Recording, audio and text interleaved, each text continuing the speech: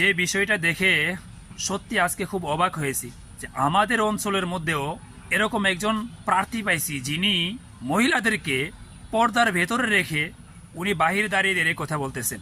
মানে দেখার পরিমাণে আমার সত্যি খুব অন্যরকম একটা অনুভূতি কাজ করেছে মনের মধ্যে যে এরকম একজন প্রার্থী এবং মানে তাদের অবস্থানটা ঠিক এরকম যেমনটা শুনে আসতেছিলাম পুরো দেশের ভেতরে যে জামাত ইসলামের লোকেরা প্রত্যেকটা জায়গায় তারা খুব অন্য লেভেলে তারা কাজ করতেছেন প্রতিনিয়ত, ডাকসু রাকসু জাকসু সমস্ত কিছুর মধ্যে। ঠিক আজকে এরকম একটা বাস্তবতা চোখের সামনে দেখতে পারলাম।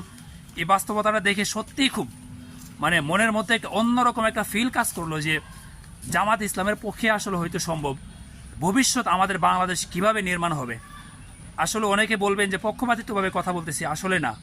কিছু কিছু জিনিস আছে যে জিনিসগুলো আপনি একবার আপনার নজরে আসলে পরেই আপনি তার ভক্ত হয়ে যাবেন, অথবা তার প্রতি আপনার যে একটা আবেগ বা অনুভূতি কাজ করার বিষয় সেটা আপনার মনের মধ্যে অটোমেটিকলি কাজ করতে থাকবে।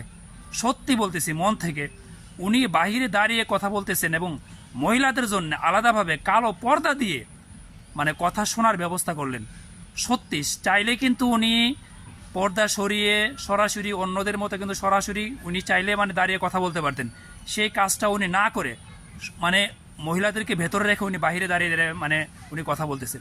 সত্যি বলতেছি, সত্যি এটা প্রশংসার যোগ্য, প্রশংসার দাবিদার উনি। জামাতে ইসলামকে আসলে ধন্যবাদ দিয়ে এটা ছোটো করবো না, কারণ এরকম একজন প্রার্থী বা পুরো বাংলাদেশের মধ্যে, আমার জানা মতে পুরো বাংলাদেশের মধ্যে এখন পর্যন্ত যতটুকু দেখে আসতেছি প্রত্যেকজনই চেষ্টা করতেছেন তাদের যেভাবে ইসলাম মোতাবেক রাষ্ট্র কায়েম করবার জন্য মানুষের কাছে যেভাবে দাওয়াত পৌঁছানোর কথা ঠিক সেইমভাবে একইভাবে প্রত্যেক জায়গাতে ওনারা দাওয়াতের কাছে পৌঁছাচ্ছেন।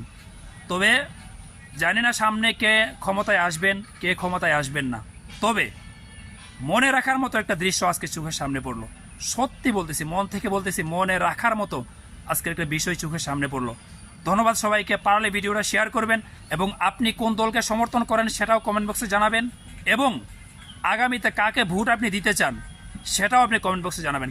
কারণ আপনি দল করেন একটা কিন্তু পছন্দ করেন অন্য দলের প্রার্থীকে, সেটাই জানতে চাচ্ছি। আপনি কোন দলকে পছন্দ করেন সেই দলের নাম কমেন্ট বক্সে জানাবেন। ধন্যবাদ সবাইকে। সবাই ভিডিওটি শেয়ার করার চেষ্টা করবেন। আসসালামু আলাইকুম।